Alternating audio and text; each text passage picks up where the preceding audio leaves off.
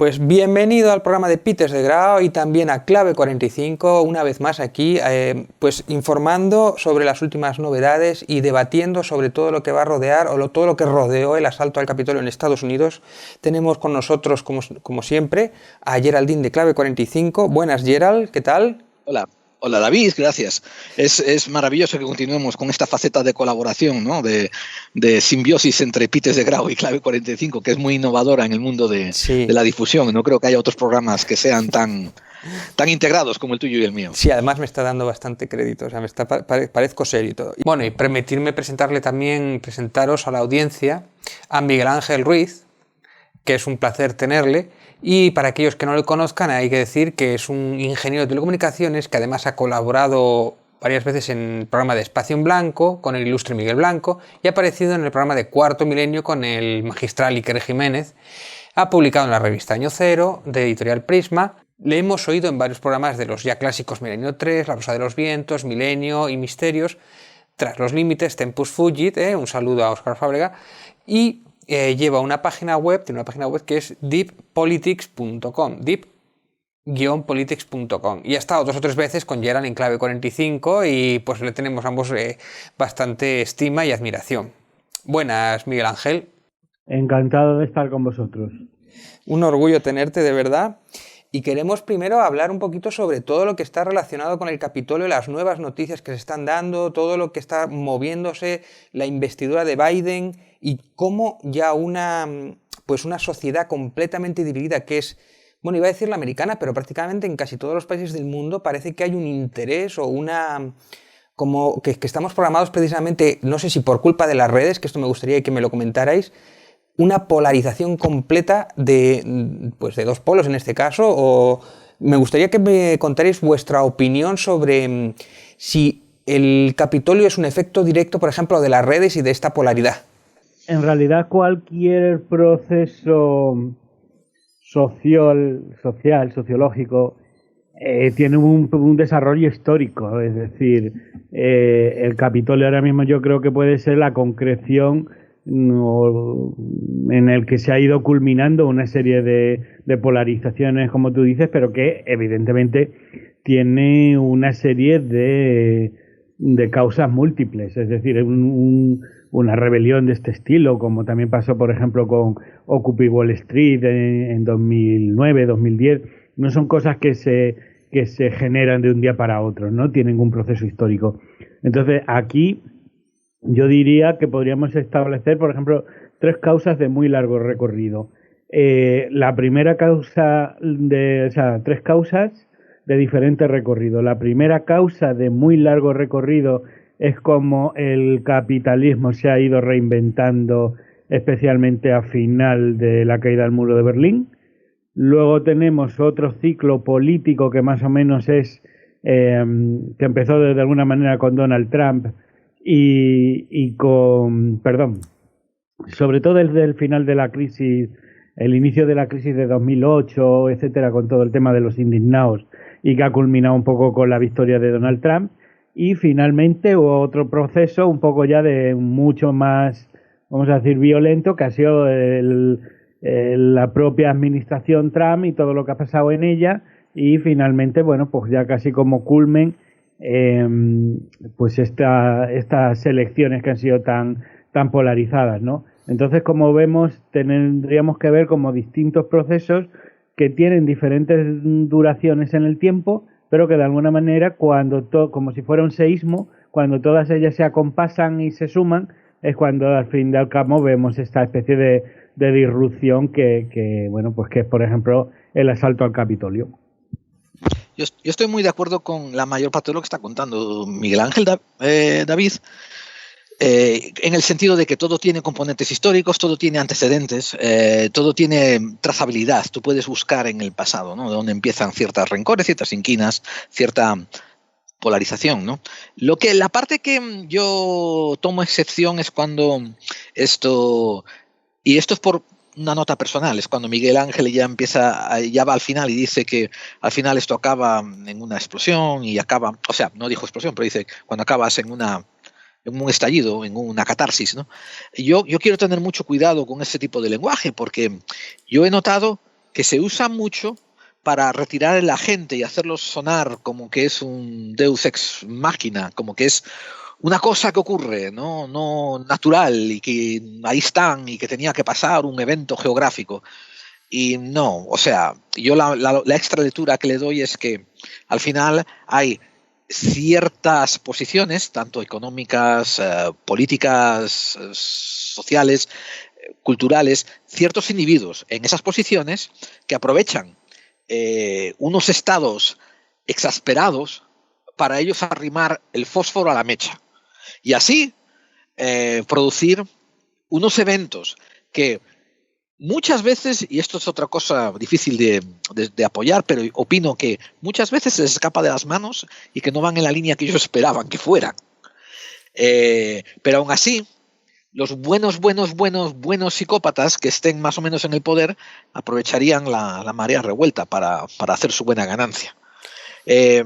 O sea, el Capitolio, como dice Miguel Ángel, cientos de eventos detrás. O sea, la exasperación de los blancos pobres que se sienten acorralados, ¿no? El miedo de los blancos ricos, que muchos de ellos perciben los movimientos sociales como algo que les va a sacar la alfombra debajo de los pies. La injusticia social que tienen las minorías, ¿no? Negros incluidos, pero también latinos y otros. Esto todo sí fue lo que llevó a diferentes posiciones que están batiendo cuernos y apuntándose el dedo unos a otras más o menos injustificadamente, sin razón. Pero aún así se están echando las culpas unos a otros, ¿no? Y tal. Pero lo que yo sí admito que hay detrás, y lo voy descubriendo con muchas investigaciones actuales, es que hay ciertos intereses que cuando toca la decisión de decir, hey, vamos a calmarnos y vamos a pensar, toman la posición opuesta y dicen, ¡a la guerra! ¡A la batalla! ¡Al asalto! Y ocurre lo que ocurre.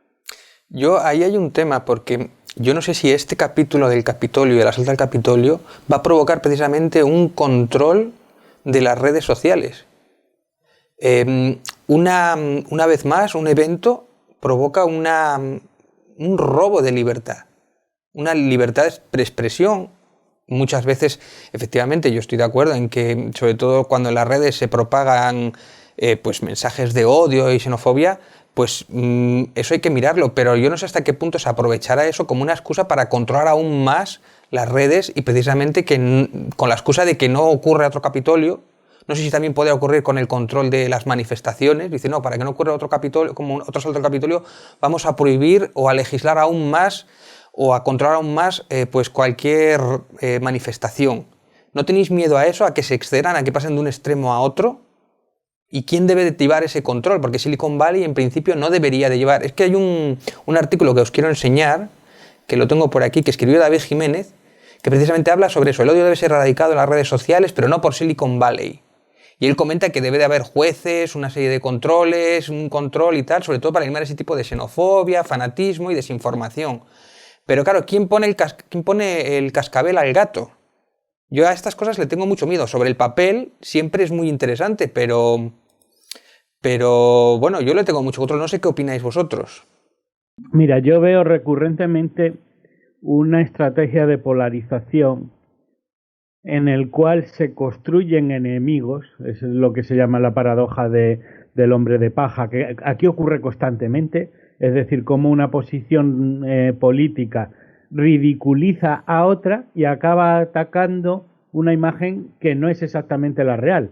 Es decir, hacen como una especie de parodia de lo que ha dicho el enemigo y entonces atacan la parodia.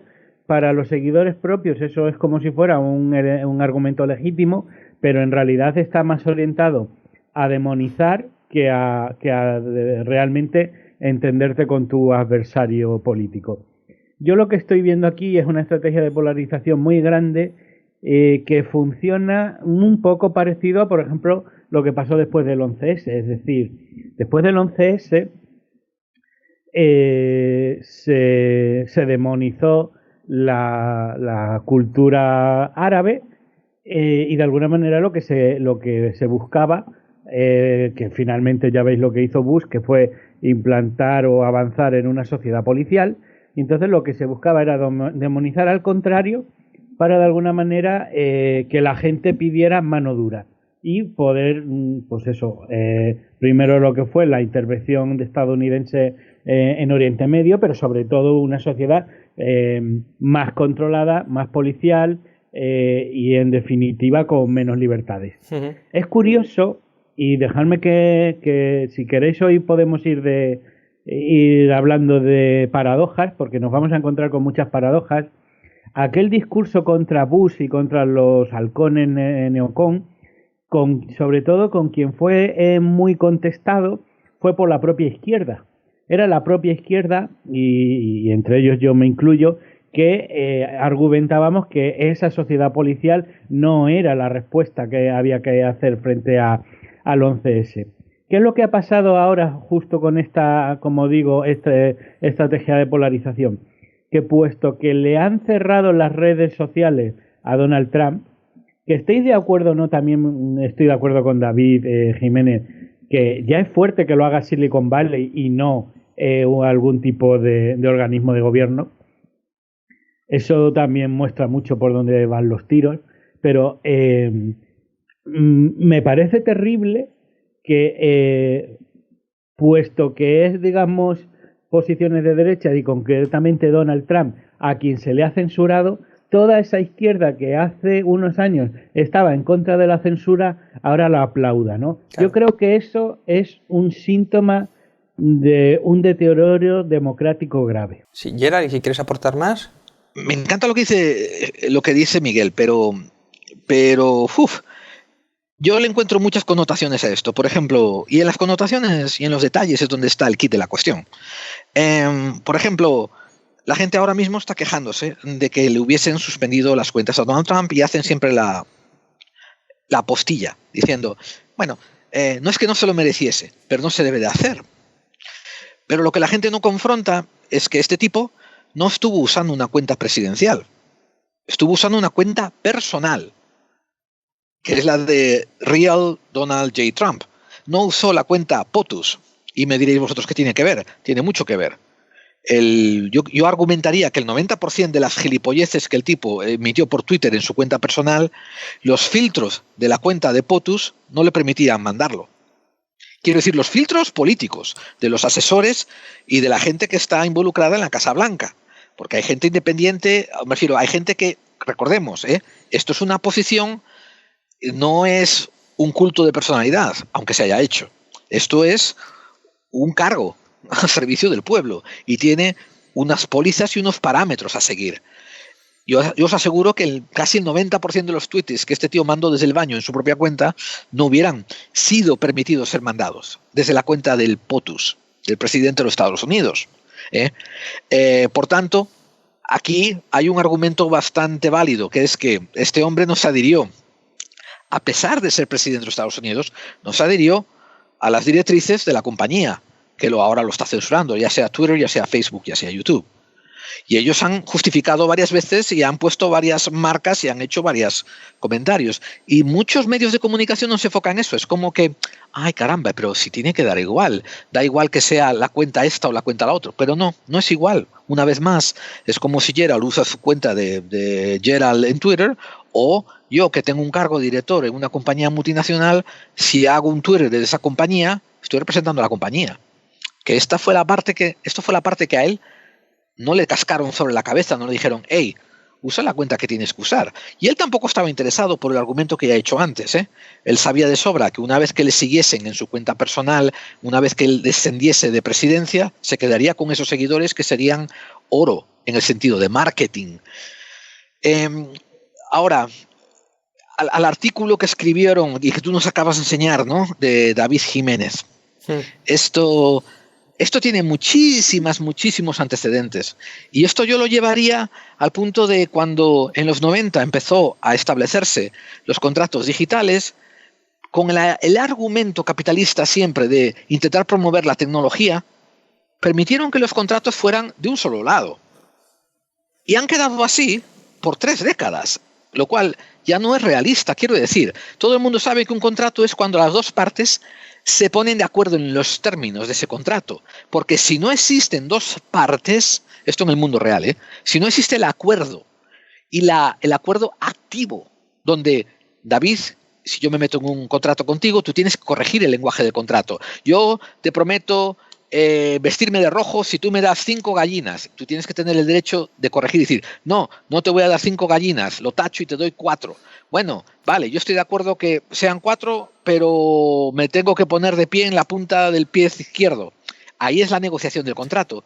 Cuando Silicon Valley empezó a hacer lo que hizo, no permitió que el usuario modificara los términos de contrato. Eso era ilegal en su momento, y los jueces determinaron que eso tenía que ser legal para poder mejorar las empresas y ayudarlas a salir para adelante. Han pasado 30 años y seguimos con esos términos. O sea, eso es algo que... Pero Gerald, una cosa, es que Facebook, claro, aquí el tema, que igual estamos confundiendo, que hay mucha gente que piensa que las redes sociales son una labor pública, una labor social, cuando en realidad son empresas privadas. Y quiere decir, tú puedes usar esa cuenta o no, puedes usar esos servicios o no, nadie te obliga. No, pero como ha trascendido y tienen tanto poder ahora mismo estas redes sociales que han adelantado a la televisión incluso, es que es el cuarto eso poder. Era mi siguiente punto, David. Disculpa que te interrumpa. Sí. Y después está el concepto de que es cierto que desde un punto de vista abstracto tenemos derecho a tener comunicación y tenemos derecho a tener intercambio de ideas, pero los mecanismos prácticos que usamos, sea Facebook, sea Twitter, sea Instagram, pertenecen a empresas privadas, como has dicho tú. Y ellos van a tener derecho a implementar sus pólizas y sus contratos. Ahora, Miguel Ángel dijo un punto que es cierto, y no lo voy a negar, que a veces oímos que implementan esos contratos y un grupo, la izquierda, dice, no sé qué, sois exagerados y tal, y tenéis demasiado poder. Y después cuando les sirve el propósito de implementar los mismos servicios y contratos, ¿no? Pues tiene un propósito político válido que le gusta a la izquierda, ahí no pelean, no levantan la voz. Pero una cosa que hemos hablado mucho en Clave 45 ha sido el concepto de censura. Y el hecho de que una compañía privada te mande al carajo por no cumplir sus términos no es censura. Cuando un gobierno te dificulta tus métodos de libertad de expresión, comunicarte, te amenaza con cárcel, cuando, como te digo, un componente gubernamental suprasocial te amenaza con acción en contra de lo que tú estás expresando, eso sí puede ser considerado censura. Pero no podemos tenerlo de las dos maneras. No podemos pedir que queremos el mercado libre y que las empresas, sean cuales sean, se autorregulen, pero después quejarnos cuando lo hacen. Te voy a añadir un detalle que quiero saber la opinión de Miguel Ángel Ruiz. Sí. Yo creo que seguramente en Estados Unidos aquí va a haber otra bifurcación. Yo creo que a corto plazo, dentro de un año o dos, van a aparecer algo parecido al Comic Book Code Authority. ¿Tú te acuerdas lo que es eso, verdad? Eso es de los cómics, ¿no? El código de... Una agencia reguladora interna de los cómics, pagada por los cómics para regular los cómics. Que era muy dura, probablemente probablemente eso sea lo que ocurra dentro de unos cuantos años dentro de las redes sociales. Ellos mismos crean un sistema que tiene que adherirse a esas leyes, a esas reglas que ellos mismos hacen, para que así el gobierno no las intervenga.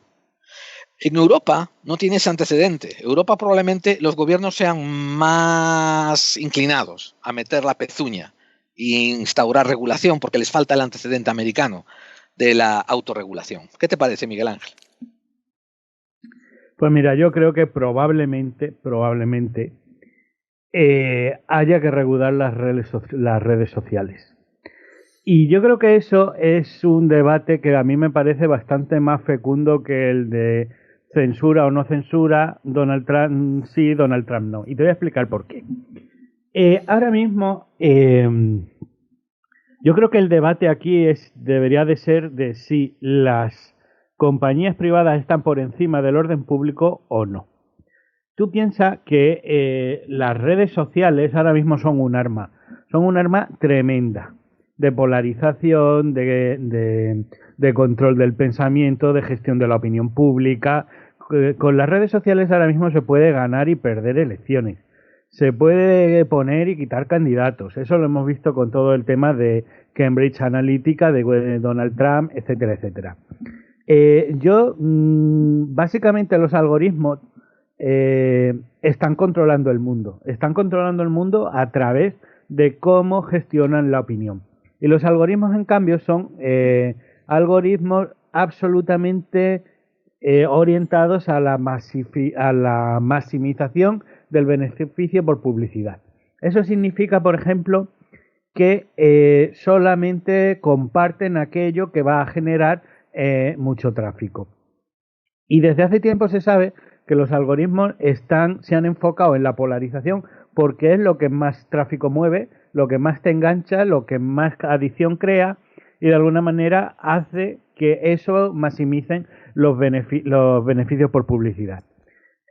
Traducido a ejemplos prácticos, esto significa, por ejemplo, Gerald, que si tú y yo somos amigos, aunque no pensamos exactamente políticamente igual, pero estamos de acuerdo en muchas cosas, si los algoritmos de Facebook se dan cuenta, Facebook, Twitter, etcétera, si los algoritmos de Facebook se dan cuenta que tú eres más propenso a dar a like a aquellas publicaciones mías con las que no están de acuerdo y que, por ejemplo, tienden a hacerte pensar que yo soy un intolerante, Facebook te va a ocultar todas, es decir, los algoritmos no te van a mostrar las publicaciones mías que serían de alguna manera las que no te suscitarían ningún tipo de rechazo y va a tender a mostrarte aquellas que te van a hacer resaltar. Yo, por ejemplo, eso lo he probado con amigos míos en mi Facebook y yo veo que aquellas publicaciones que no son, de alguna manera, no generan tanta indignación, el algoritmo no te las pone. Tú mira eso a nivel mundial, a nivel internacional. Es decir, estamos a mí que una compañía te diga que una compañía, todas estas tecnológicas que no tienen más acción que simplemente maximizar su beneficio, incluso por encima de poner en riesgo la paz social, de tener prácticamente todos los países occidentales en luchas políticas muy encarnizadas en la última década, solo por sus beneficios. Que a mí esa gente me venga a decir, no, yo censuro a Donald Trump porque son mis medios. Realmente yo creo que el debate no es ese. El debate es, ¿dónde está la democracia en esto? ¿Establecemos un marco regulatorio para todos en el cual podamos comunicarnos sin poner en riesgo la convivencia cívica de todos los países occidentales y gran parte de Latinoamérica y otros? ¿O realmente dejamos que las democracias del mundo estén en manos de Silicon Valley? Es que es más... Es que Miguel Ángel, solo una cosa, en Estados Unidos... Un apunto, Gerald. Es que no, yo sí, en parte entiendo y estoy bastante de acuerdo con Miguel. Es que no solamente que censuremos una parte del mensaje del oponente político, es que cuando el oponente político llega al gobierno va a hacer lo mismo y va a censurar el mensaje del oponente, que sobre el papel dice, no, igual esto lo gestiona unos jueces o un gabinete independiente, pues tan independiente como puede haber sido, por ejemplo, la elección del Supremo, ¿no? Que todos sabemos que de independiente tiene nada, tiene unos intereses políticos. Es decir, si tenemos un gabinete que va a intentar legislar o regular en las redes sociales, va a haber unos intereses por detrás que los van a dirigir, y cuando haya unos cambios de gobierno, esos intereses van a cambiar. Entonces, yo temo más eso. Yo no sé qué es peor, si eso o ningún control. Claro. Es que uno de los fallos que hay en la lógica, y no es un fallo grande, es un fallo muy chiquito, difícil de percibir, está en que, una vez más, estáis mirando estas compañías que son norteamericanas, que son estadounidenses, y la estáis mirando con los ojos del consumidor europeo. Y no funciona así. Esto en Estados Unidos, la única vez que yo recuerdo un poco de intervención en épocas recientes, hablo de las últimas 3 décadas, intervención de plataformas públicas fue cierta regulación para la telefónica y cierta regulación para la infraestructura de Internet, donde básicamente estaban mandando que la misma infraestructura de cable, ¿no? O sea, el cablerío, ¿no? Pudiese ser usada por múltiples compañías sin que tuviesen que usar ellos tender su propio teléfono. En Estados Unidos, digo. Fue la única intervención que tuvieron. Pero, o sea, y a Microsoft, ¿no? Que, por ejemplo, cuando se estaba haciendo muy grande y la tenían era muy peluda, pues intentaron dividirla. Antimonopolio era así. Sí, pero era por prácticas monopolistas. Ahora vosotros estáis hablando de regular los contenidos desde un punto de vista político gubernamental. Eso no va a ocurrir, porque es uno de los miedos más grandes que tienen en la fábrica política y social de Estados Unidos, a ser el país capitalista por excelencia, que es intervenir en los negocios, intervenir en la póliza y en la dirección de los negocios. Por eso yo digo que yo lo veo más probable de que aquí, en Estados Unidos, ¿no? Simplemente una organización que regule internamente entre ellos, ¿no? Entre las redes sociales, ciertas prácticas, mientras que a lo mejor ellos harán como una Microsoft España o una Microsoft Europa o sea, lo equivalente a un WhatsApp o un Facebook Europa, donde ahí quizás el gobierno intervenga a cómo los gobiernos locales europeos pues actúan con las redes sociales. Pero fijaros que habrá dos mundos todavía, dos dicotomías, habrá dos maneras de proceder. Mientras que vosotros estaréis atendiendo a las reglas que os imponga la Unión Europea, yo aquí desde Estados Unidos estaré diciendo lo que me dé la gana, dentro de lo que me diga, lo que me permitan decir las pólizas, por ejemplo. Vosotros podréis hacer un comentario político, pero yo no podré enseñar tías con pezones. Bueno, básicamente tú lo que es un poco la diferencia entre un modelo más intervencionista, que es el europeo, o un modelo bastante más liberal, como es el americano, que apuesta más por la autorregulación que por otro tipo de cosas. Pero vale. Miguel Ángel, no confundas esta opinión que estoy dando, o sea, no la confundas con una opinión, es un análisis que yo estoy haciendo basado... Sí, que en Estados Unidos de facto no van a aceptar una regularización como se pondría en Europa. En eso estamos de acuerdo.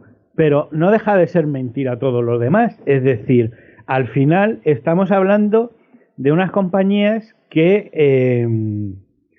tienen en sus manos el control del mundo a muchos niveles. Ahora estamos hablando de la esfera cultural. Pero es que estas mismas críticas, exactamente estos mismos razonamientos, se hacían una década atrás con el sistema financiero. ¿Se autorregula el sistema financiero o lo regulan los gobiernos? Porque esa fue principalmente la causa de la crisis de 2008. Y básicamente con la desregularización de Reagan fue por lo que al final acabó cayendo Lehman Brothers y todo lo demás. Entonces, al margen de la posición que tú elijas, tanto si es un intervencionismo a la europea o es un liberalismo puro en Estados Unidos, el problema de base no cambia. Ahora mismo hay un elemento que es absolutamente hegemónico, que es las redes sociales, y que se están usando para generar una guerra de guerrilla ciudadana en todo el mundo porque interesa. Y si quieres entramos a por qué interesa, porque además esto es un fenómeno relativamente nuevo. En la década del 2000 esto no pasaba. Y empezó a pasar aproximadamente pues a partir de 2008 para adelante. Los analistas norteamericanos, y en esto hay un escrito que es fundamental para entender todo lo que pasó, que es un artículo que publicó Brzezinski en The American Inquirer, y era un artículo que se llama El dilema del último emperador. Y lo que venía a decir Brzezinski, y sabemos que es uno de los constructores de ese imperialismo, de esa hegemonía norteamericana, era que él en 2004, ojo, 5 años antes de Occupy Wall Street y del 15M y de las primaveras árabes, etcétera, etcétera, lo que decía Brzezinski es que ellos se habían dado cuenta, como analistas de inteligencia, que existía en todo el planeta una especie de clase media educada en política y en geopolítica. Es decir, que había por primera vez en la historia una generación de gente en todo el mundo con estudios universitarios que tenían competencia, lo que en inglés llamaríais literacy, es decir, que tenían ya un entendimiento profundo de cómo funcionaba la política, y que era gente que eran capaces de hacer análisis geopolíticos competentes sobre cómo funcionaban las cosas. Y eso, decía Brzezinski en 2004, es algo que nunca había pasado. Básicamente lo que estaba reconociendo era que eso de que el vulgo era tonto y engañable, pues estaba acabando. Tú piensas que 5 años después ocurre, en 2008 ocurre lo de Lehman Brothers, y un poco después empiezan todo ese movimiento de indignados en todo el mundo.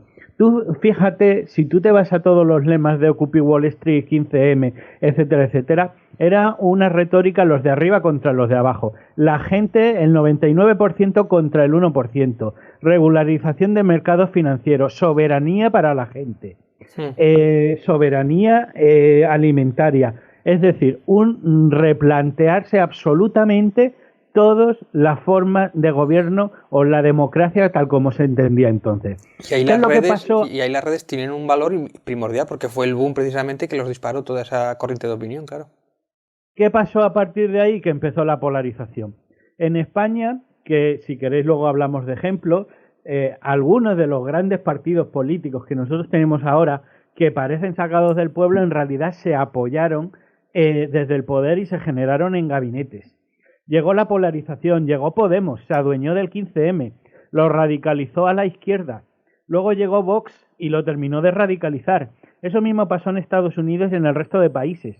Y, como decimos, ese trasfondo de los algoritmos de las redes sociales promoviendo siempre la confrontación, las mentiras. También, si queremos entrar, por ejemplo, en los discursos de los políticos de uno y otro lado, mintiendo descaradamente, fomentando el odio, fomentando la división, fomentando la exclusión, fomentando vamos a decir, de la desafección al diferente. Y ahora yo te pregunto, Gerald, ¿tú crees que es casualidad que apenas una década después del Occupy Wall Street, ahora todo el mundo esté como enganchados en ese camino glorioso que llegamos hacia guerras civiles? O sea, ¿tú no crees que es casualidad que después de que por primera vez la grande ciudadanía de Occidente se uniera contra sus élites, ahora, una década después, estemos más enfrentados que nunca? No, sí, o sea, que casualidad, no creo para nada en ella. De hecho, yo he usado de referente la tutela que se le hace al gobierno español desde la transición en adelante por parte de los intereses norteamericanos para extrapolar a eso después el intervencionismo y la manipulación del movimiento Occupy Wall Street, que no dudo de que a lo mejor se inició con buena intención. Si miro el momento cronológico, ¿no? El pensar que hubo el 2001, ¿no? Las Torres Gemelas, y que después aún tardaron como lo normal, ¿no? De un sentimiento postraumático de 5 años. Pues fíjate, el 2006 en adelante fue cuando empezó a moverse, a hacerse la movilización, ¿no? Social, por justicia social, que claro, culmina en el 2008 y en el 2010, pero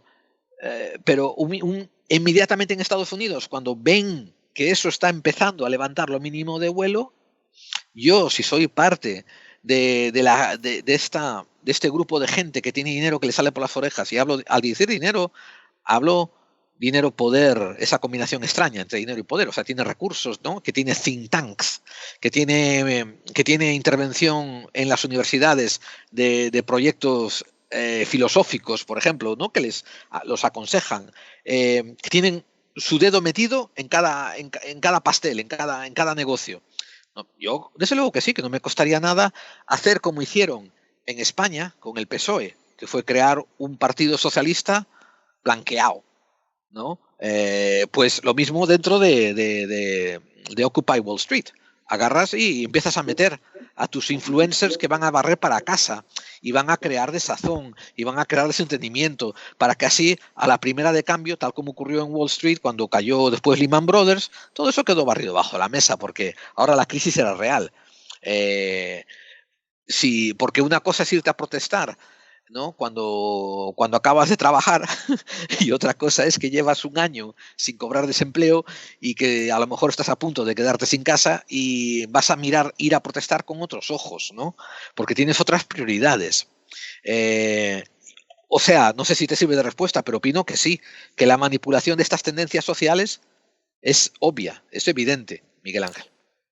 Pues ese es el tema. Entonces, desde mi punto de vista, eso que tú has dicho que al final es una especie de disidencia controlada, es decir, cómo el capitalismo crea sus propios demonios que controla.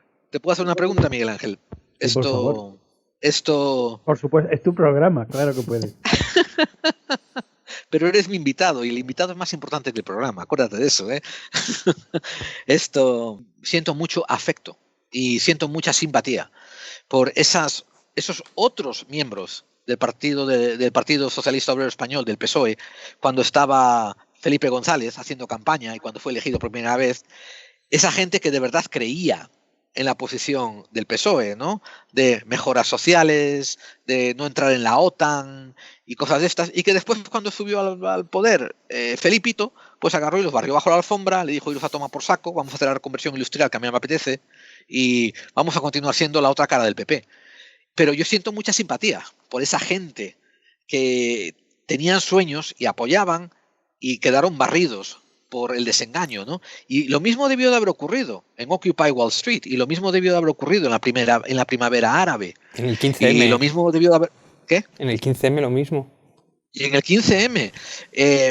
Yo me gustaría... O sea, y no digo que tú tengas una respuesta, pero me gustaría encontrar algún tipo de propuestas para esta gente que eventualmente su iniciativa queda desbordada por la disidencia controlada, pero ellos tienen el corazón en el sitio apropiado, ¿no? Y intentar darles una salida. No sé cuál sería para esos, porque esa es la gente que vale. Yo estoy completamente de acuerdo contigo en que parece que el oscuro destino de la izquierda es ser traicionada repetitivamente. Hay otro ejemplo que tú no has puesto, pero que también es muy llamativo, que fue Carlos Menem en Argentina, que venía también de unas posiciones de izquierda, generó vamos a decir entonces, un cierto contento. Cuando ganó las elecciones hizo exactamente lo opuesto que había prometido en sus promesas electorales. Sí, sí. Siguió, fuera la época aquella que se decía que Argentina tenía relaciones carnales con Estados Unidos. Privatizaron hasta hasta el papel higiénico. Sí, sí. Y luego vino el Corralito, y luego vino el gobierno de la Rúa, que terminó de hacer, pues un poco aquí como pasó con Zapatero, Rajoy, etcétera, etcétera. Entonces, ¿cuál es para mí el tema que resuelve ese tipo de cosas?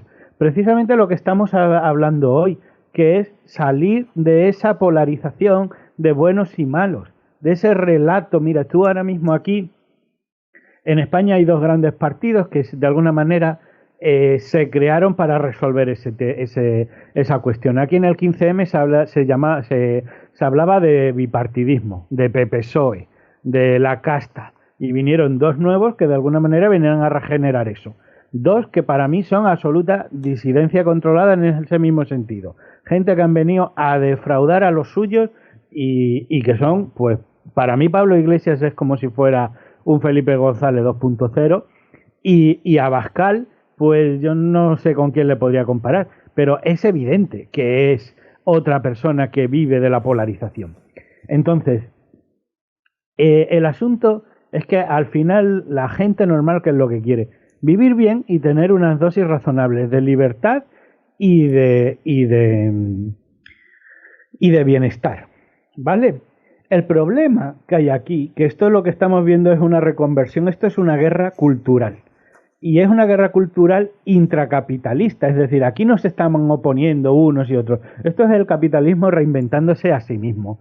Si tú te das cuenta, ahora mismo en la política de hoy hay una cosa que se llama wedge issues, que es como los asuntos cuña, podríamos traducirlos algo así, y que son básicamente todo ese tipo de cosas que en el fondo no son prioritarias para la ciudadanía, pero que generan mucha indignación, mucha preocupación, y que constantemente están siendo invocados por partidos políticos de un lado y de otro para tener siempre un frente de guerra abierto constante. Estamos hablando aquí en España de la ocupación, de la inmigración, de la violencia de género, cualquier cosa que de alguna manera politice y que diga nosotros somos mejores que los otros, sí. Se usan esos wedge issues para estar constantemente enfrentados en lateralidades que muchas veces no llegan a nada y que simplemente es establecer una trinchera eterna en la cual no se resuelve absolutamente nada y mienten todos. Entonces, ¿qué tiene que hacer esa izquierda por fin? Pues para mí La izquierda yo creo que tiene que tienen que tomar una decisión muy importante y probablemente sea la misma decisión que tiene que tomar la derecha. Nosotros queremos ser hooligans, nosotros queremos hacer una política personalista, como si ha pasado con Pablo Iglesias, como si ha pasado con Donald Trump, o vamos a volver a resituarnos en esa especie de, vamos a decir, de teoría marxista en las cuales nosotros somos los de abajo, somos los gobernados y podemos exigir y podemos unirnos y que no nos separen en trincheras ficticias. Yo creo que ese replanteamiento de nuevo es el que hay que hacer. Es decir, vamos a dejarnos de partidos porque la gente que vive, los partidos viven de la división y muchas veces aquí estamos viendo una frontera absolutamente incendiaria por 4 votos, y te lo digo en serio, por 4 votos, solamente por tener a su gente, sus sillones, etcétera, etcétera. Gente que hace 4 días criticaba a la casta y ahora mismo la han encarnado completamente.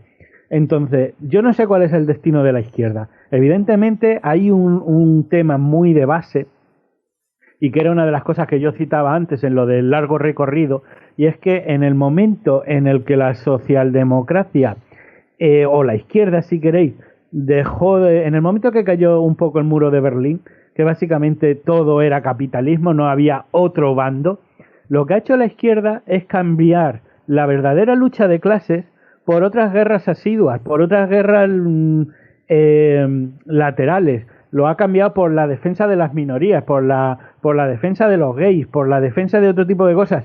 Pero a mí, por ejemplo, hay un montón de movimientos de izquierdas ahora donde prácticamente ya no se habla de la brecha ricos y pobres. Parece que importa más el género, la orientación sexual, casi, no sé, a veces también la raza incluso, pero parece que el tema de las diferencias ricos y pobres ha quedado en un escenario. Yo me pregunto qué tipo de izquierda hay que parece que ha olvidado la diferencia entre ricos y pobres, ¿no? Bueno, esto me recuerda muchísimo al hecho de que, por ejemplo, cuando hubo el problema de terrorismo islámico, consiguieron que los ciudadanos pues pidieran que a través de donar su libertad con tal de que le estuvieran a salvo. En este caso lo mismo, es como que la gente, han conseguido que la gente pida la regulación de las redes, ¿no? Sálvame, que no vuelva a ocurrir otro Donald Trump, regúlame las redes sociales, ¿no? Lo que tú decías, la disidencia controlada, pero consiguen que encima la opinión pública esté a favor de esas regularizaciones o de esas capar esas libertades, ¿no? No sé, es como un plan maestro, ¿no? Como que siempre salen ganando, ¿no? Siempre son los mismos que gobiernan. Parece que cambia todo, pero siempre acaban gobernando los mismos. No salimos del bipartidismo, no salimos de republicanos demócratas. Mira, hacer una pregunta muy breve. En vuestra opinión, si nosotros no tuviéramos a Donald Trump, ¿creéis que un tío como Joe Biden sería aclamado por la izquierda? Bueno, teniendo en cuenta que yo pienso que Joe Biden no es izquierda en Estados Unidos. Claro, para mí es un señor de derechas, pero... Sí, pero ¿cuál es el efecto? Claro, para ti es un señor de derechas, ese es el punto. Es que gracias a Donald Trump parece que la mejor de las opciones es un tío que también es de derechas. Ya, es la opción menos mala, claro. ¿no? Bueno, pero es que esa es la utilidad de la polarización. Claro. O sea, además de otros factores, o sea, el incremento del miedo suele producir un descenso de raciocinio. Eso es como una regla de 3, ¿no?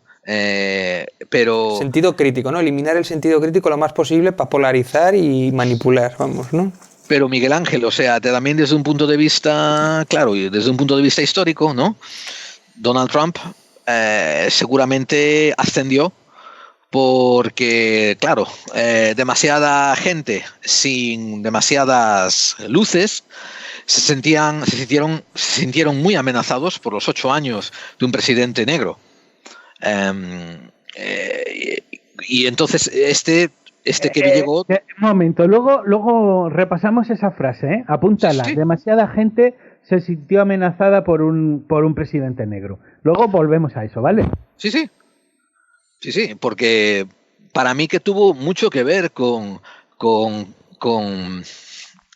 crear no sé, un caldo de cultivo que era perfecto para que alguien como Donald Trump pudiera hacerse con la presidencia. Y una vez más, o sea, esto es algo que he repetido ya hasta la náusea.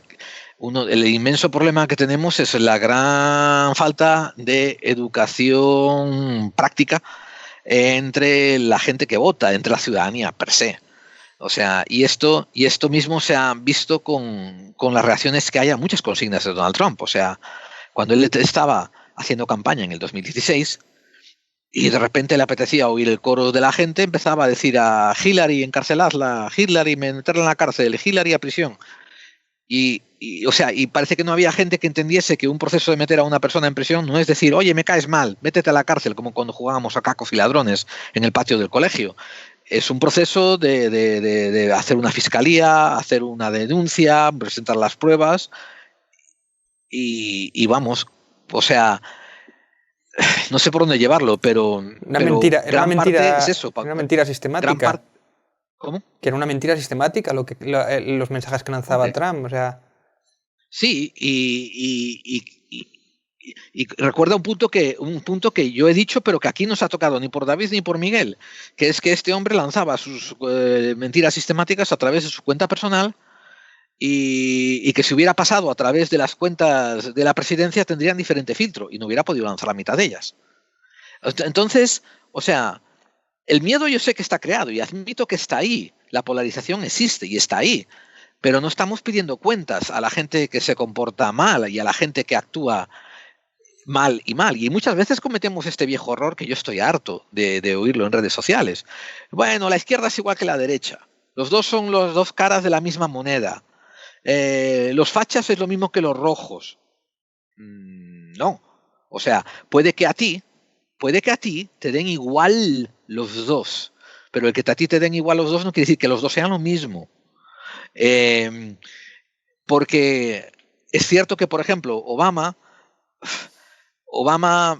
cuando miras su administración, puedes decir, no mintió directamente, mentiría por omisión. La cantidad de cosas que hizo por detrás que no le dijo al público que las iba a hacer. Pero cuando llegamos a este tipo mintió, el Trump mintió por omisión y mintió directamente por acción.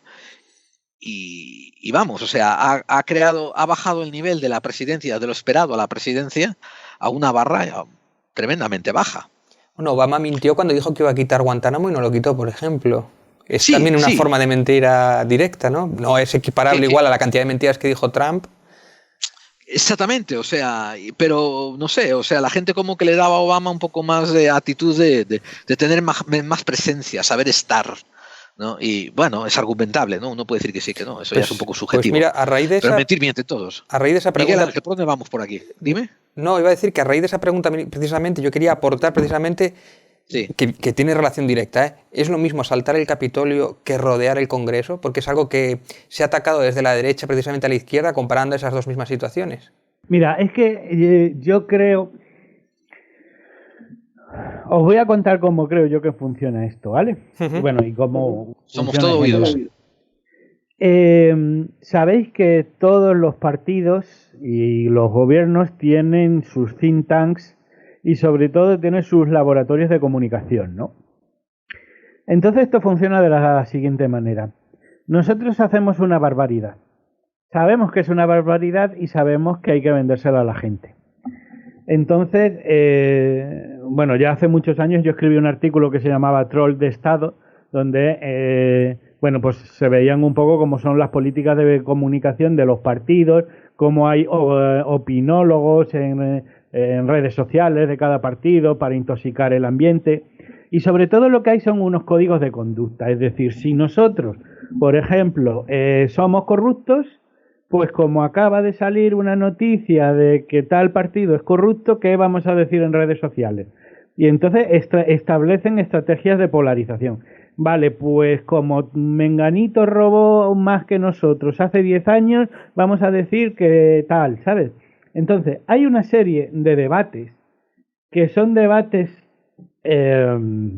laterales, que son debates que no van al quid de la cuestión, y que son debates que están fomentados para que no haya el debate de verdad. Entonces, yo por ejemplo eso de que si Trump miente más que mintió Obama, desde mi punto de vista, y te lo digo con todo el cariño del mundo, Gerald, para mí es que eso es un debate irrelevante, porque ese es el y tú más. Yo creo que si se hace un análisis histórico más amplio y dejamos de comparar unos con otros, hay que reconocer que en parte la semilla de Trump la sembró Obama. Y no solamente por el tema de que es que hay mucha gente que pensaba en el negro. Mira, hay que un sentimiento en Estados Unidos a muchos niveles y generado de muchas maneras en el que la gente se siente profundamente desprotegida. Obama era el candidato de Wall Street. Ellos le apoyaron, ellos le crearon, ellos le hablaron, o sea, y de alguna manera le financiaron. Básicamente, muchas veces lo que se hace es que se generan, no sé, a ver cómo lo puedo explicar. Una parte muy importante de Estados Unidos, desde luego, no se sentía querida por esa izquierda, que de alguna manera se sentía abandonada. Vosotros habéis visto, por ejemplo, lo que es la izquierda diciendo que no hay nada más tonto que un obrero de derechas. Sí. Ese, por ejemplo, para mí, en esa frase, ese es el fracaso de la política. Porque que un partido de izquierda insulte a los que serían su target, su nicho electoral, a los que deberían de ser sus votantes objetivos, yo creo que muestra muchísimo en qué tipo de ciénaga estamos hablando cuando hablamos de izquierda y derecha. Cuando hablas de falacias, Gerald, que dicen, no, es que la izquierda no es igual que la derecha. Mira, sí es igual que la derecha. Y te voy a decir por qué. Porque es que no solo son dos bandos, son muchos más. Aquí hay una cosa que hubo en España, que es lo que se llamó la Tercera España. Y la Tercera España no era ni la Primera España ni la Segunda. Porque básicamente hace falta que un 20% de la población esté radicalizada para llevar a toda la población en su conjunto a la guerra. Aquí, con que un 10% sean muy fachas y otro 10% sean iguales de gilipollas, comunistas o del otro lado, es suficiente para arrastrar a la guerra al otro 80%. La gran mayoría de la gente no quería la guerra de ninguna de las maneras. Y entonces, ¿pueden ser igual la izquierda que la derecha? Sí. Porque además no representan ni de lejos al 100% de la población, sino que hay un montón de gente que no sabe, no contesta, a veces no se entera, a veces no está orientado políticamente, pero desde luego que no quiere ser arrastrado a trincheras que ellos nunca han cavado. Entonces, ¿la izquierda y la derecha pueden ser un espejo, una imagen especular unos de otros? Sí, y de hecho lo son. Y además muchas veces sociológicamente, cualquier movimiento acaba siendo capitaneado por psicópatas, por narcisistas, por la gente sin escrúpulos. Cualquier dinámica que acuda a un poder que además se empieza como una erupción va a acabar desplazando a la gente más sensata y va a acabar siendo capitaneado por aquella gente que de alguna manera no tiene ningún escrúpulo. Y eso pasa en todos los movimientos sociales, sean del signo que sean. Entonces, yo aquí no creo que haya que entrar en el tema de quién es mejor o peor. Es que yo creo que todo movimiento político, los psicópatas y las estructuras de poder se atraen. Yo creo que aquí lo que hay que hacer es más tener un marco democrático, y para eso está en lo que hablamos de la pacificación de redes sociales, un marco democrático en el cual todos respetemos las mismas reglas. Y todos respetar las mismas reglas significa que o se censura a todo el mundo por igual o se deja hablar por todo el mundo por igual, etcétera, etcétera. Porque además, y yo estoy de acuerdo con lo que decía David antes, la censura no funciona. En la mayoría de los movimientos sociales, probablemente a Trump le acabe dando más fuerza que le censuren a que le dejen hablar. En un marco donde las cosas son iguales para todos, quizás te daría la razón.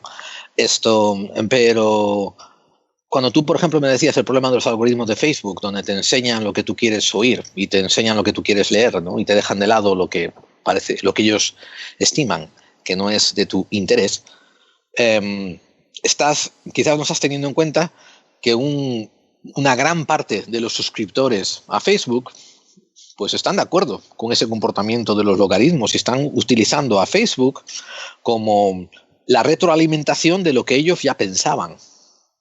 Y cuando Facebook les ofrece algo que les hace pensar o que va en contra de lo que ellos creen, o le dan al botón de no me lo enseñes otra vez, o no lo tocan y siguen dándole likes a lo que ellos ya están en línea. Yo, por ejemplo, argumento que los logaritmos de Facebook, que están hechos con un propósito completamente mercantil, como hemos ya está puesto de acuerdo tú y yo. Y adictivo, además, para que estés siempre pegado. Sí, sí. Y adictivo, esto en el fondo es un espejo de nuestros deseos y nuestro propio comportamiento. Porque es que si no, hay otras 150 redes sociales, que ahora no acordamos su nombre precisamente por eso, porque no han tenido éxito. No han hecho lo que ha hecho Facebook y se han hundido. Y tuvieron un IPO de una semana, no funcionó y desaparecieron.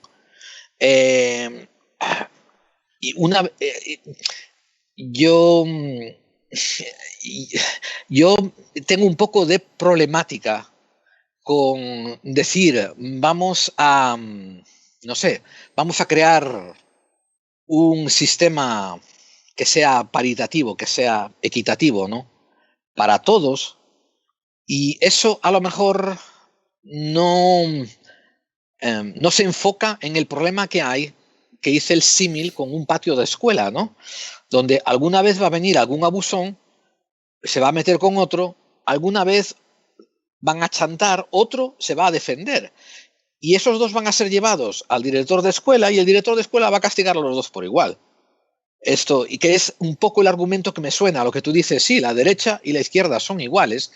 Y no lo son, porque, o sea, perdona, pero en el 36 esto no andaba a los republicanos diciendo aquí no da un golpe de Estado ni Dios porque si no lo fusilamos. Al contrario, se levantaron unos sublevados, dieron un golpe de Estado y empezaron a pasar a cepillo a gente.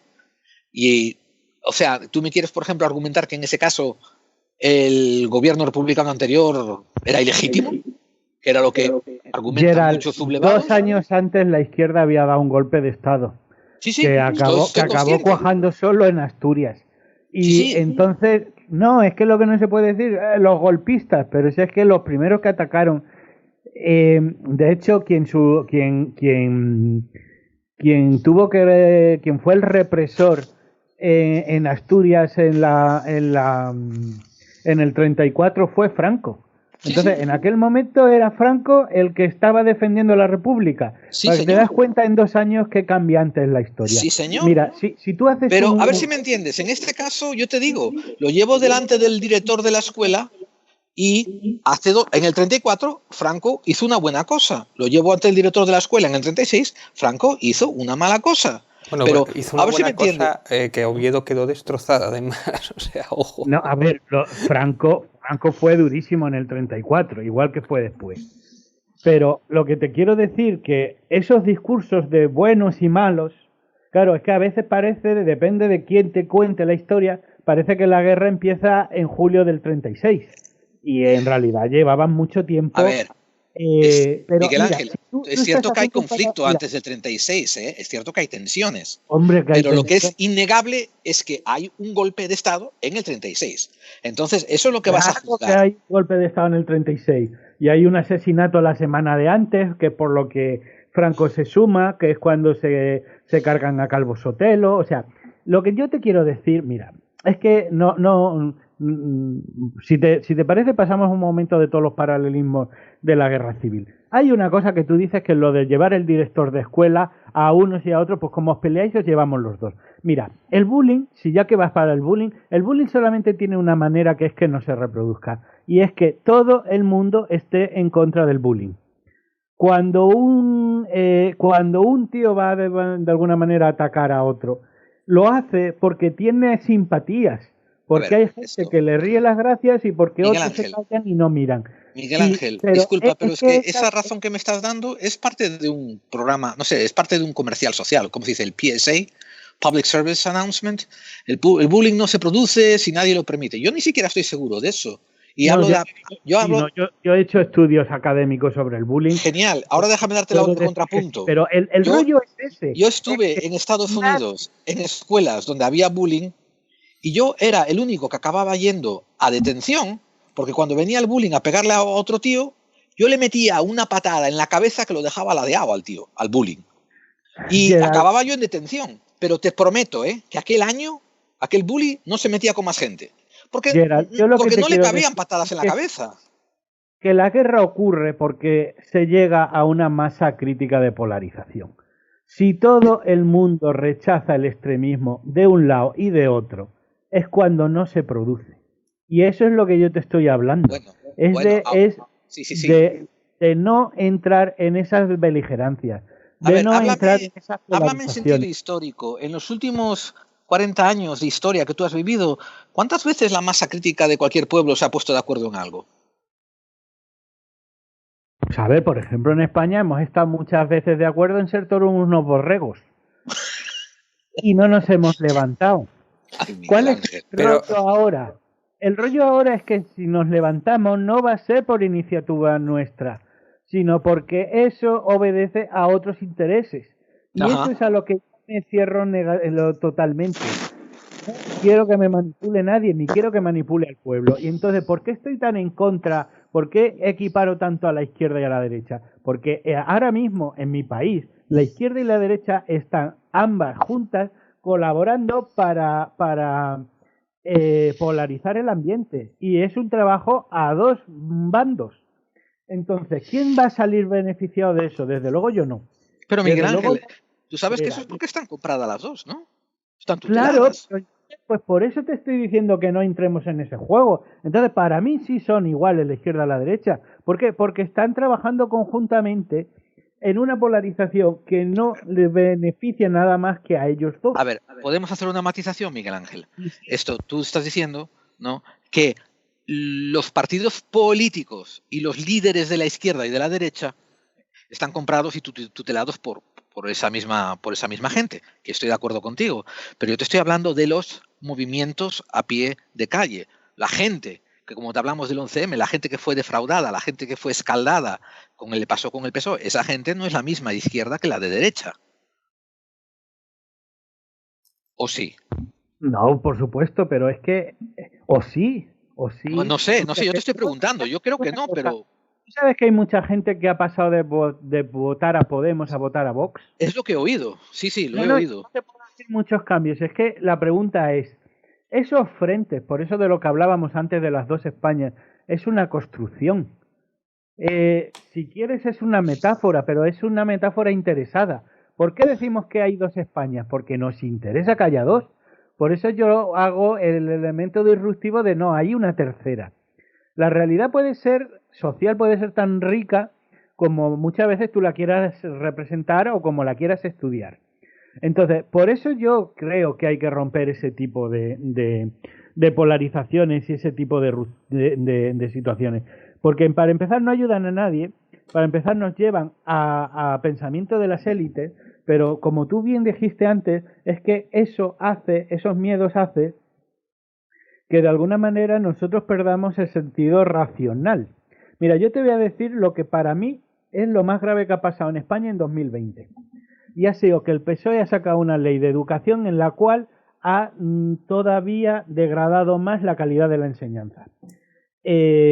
La típica ley CELA, que luego tiene muchos rollos con si la concertada, etcétera, que eran temas para caldear a la gente, pero es una ley donde han dicho, no, mira, que un alumno suspenda tiene que ser una cosa muy excepcional. Con eso te cargas el sistema educativo. ¿Y qué es lo que pasa? Que gracias a la polarización eso ha pasado como cuando le das una pastilla a un gato, es decir, eso va a ser un ejemplo más porque decían, bueno, si Vox está en contra no será tan malo. Yo no puedo imaginarme a nadie de verdad que sea progresista que pueda apoyar una ley que degrada la calidad de la enseñanza en un país. Porque parte de donde estamos es precisamente por cómo se han ido degradando la educación en todos los países del mundo, Estados Unidos también, hay gente que tiene libros sobre eso. Entonces, ¿a quién le interesa que haya una sociedad, una ciudadanía que no tenga estudios o que solamente se informe por redes sociales. Entonces, ¿tú me vas a decir que de verdad se puede llamar progresista a una izquierda que degrada la educación? En el fondo, para mí, son simplemente son guiñoles del poder. Es decir, el poder tiene dos manos, tiene la izquierda y la derecha.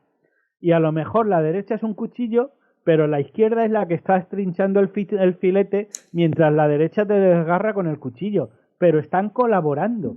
Entonces, toda esa gente huérfana, si quiere de alguna manera tener cierta prevalencia, o sale de los contextos mentales de enfrentamiento y lo replantea todo, o simplemente van a ser títeres en manos de las otras élites.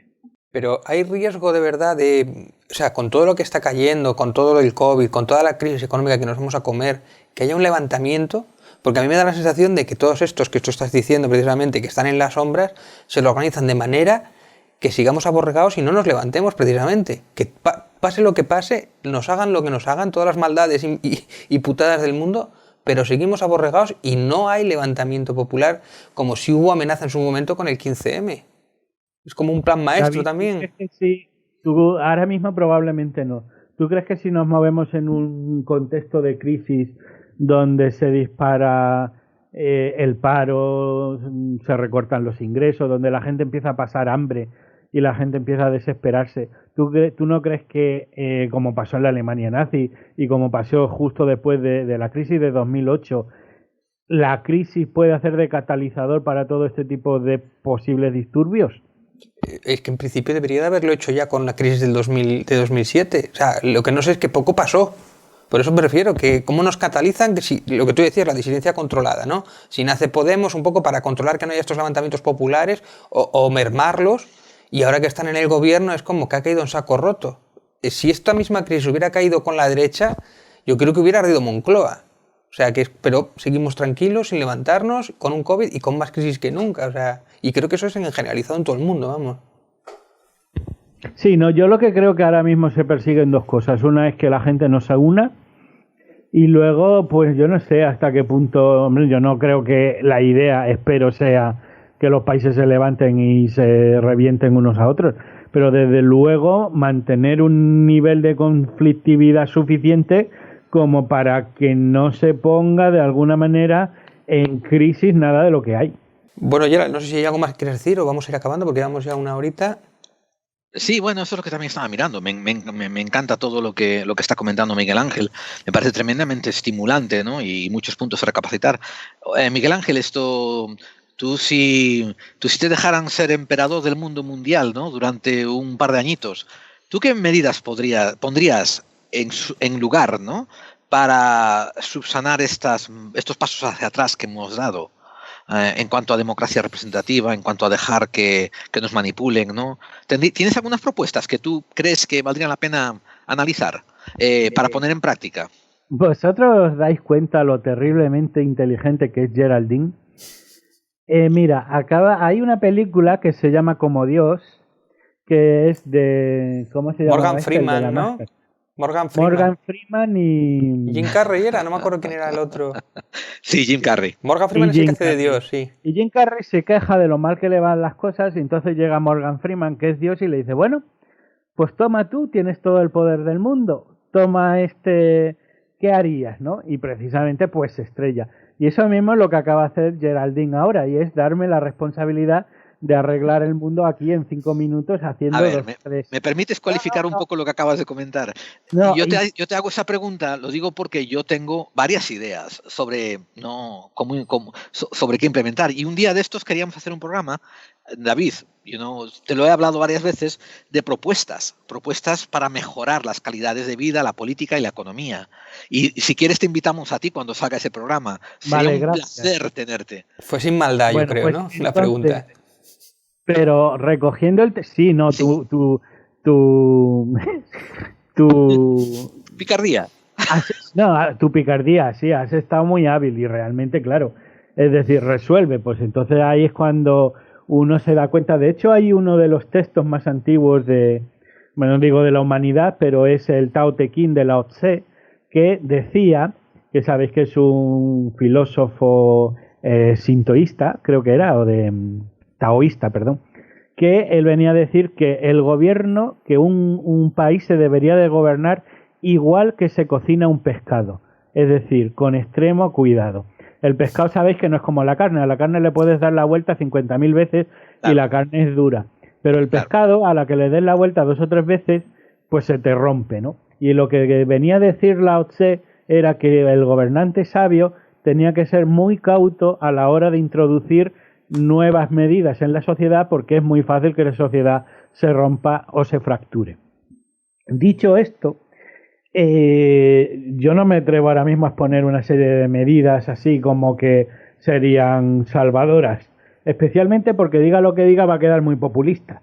Yo podría arrancar a lo mejor fácilmente el discurso el aplauso de nuestros oyentes si dijeran hay que nacionalizar los bancos, hay que quitarle el poder a los poderosos, pero realmente es que la sociedad es jodidamente más compleja. Yo, si tuviera que dar un consejo y quedarme solo con uno, y que creo que podría servir a la gente, a nosotros tres y los que nos oyen, yo lo que propondría es que en la sociedad en la que estamos, por favor, no leáis solamente a vuestros correligionarios, no leáis solamente a la gente con la que estáis de acuerdo, especialmente leed a vuestros adversarios, a vuestros enemigos, a la gente con la que no estáis de acuerdo, a aquella gente que realmente no entendéis, porque yo creo que reconciliarse con el adversario, entender por qué piensa así y entender por qué actúa así, yo creo que ese es el inicio de verdad del camino que lleva la democracia. Bueno, todos menos Jiménez Los Santos, yo creo, ¿eh? El único que no aguantaría, por favor. Tú te ríes, pero yo escucho mucho a un tío llamado Pío Moa, que es es más franquista que Franco, el tío. O elecciones también, pues. Sí, se llama Pío Moa, y no es por darle publicidad, ni hostias. Ojo, que el tío tiene buena cabeza, pero bueno. O César Vidal también. Como dice Miguel Ángel, ¿no? O sea, no es por... No, déjate de escuchar a lo que siempre estás de acuerdo y muévete fuera de tu zona de confort. Sí, completamente de acuerdo. Yo creo que con esto podemos acabar, ¿no, Gerald? Sí.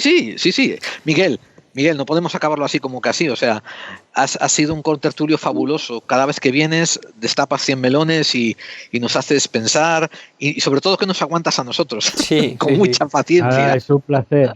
Igualmente, de verdad. Danos tus vías de contacto para que la gente te pueda seguir. Bueno, pues en mi perfil de Facebook, Miguel Ángel Ruiz, o en mi página web, _politics.com. Y me permites añadir que yo me estoy suscrito a la página de webpolitics.com y me leo todos los artículos de él. Es una página fabulosa. Tengo muchos puntos, y lo admito aquí, delante tuya, tengo muchos puntos en los que no estoy 100% de acuerdo, estoy en diferentes porcentajes de acuerdo, ¿no? Pero otros estoy completamente de acuerdo y sobre todo siempre me enriquece, siempre que te leo tu punto de vista, porque vienen muy bien informados, vienen bien documentados. Y es una persona que tiene buena conciencia social, que se preocupa por la repercusión. Mira, yo sabía que en este programa íbamos a disentir.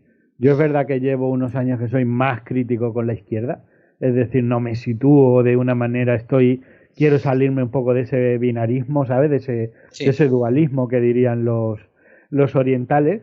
Sí. Pero al fin y al cabo yo vengo simplemente por una razón. Es porque yo puedo tener una opinión que será correcta o no, pero sé que tú la acoges bien, sé que me oyes y sé que la respetas.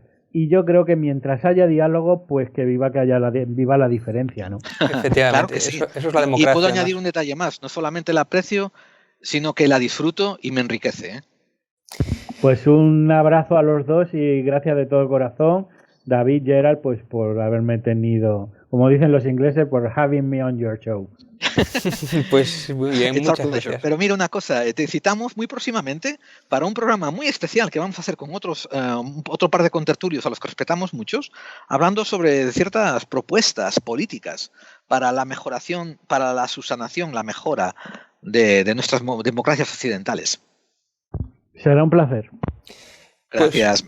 Pues nada más, voy a despedir entonces. Pues muchas gracias a los dos, nos vemos próximamente, suscribiros, compartir, que debemos salir de pobre. Y muchas gracias.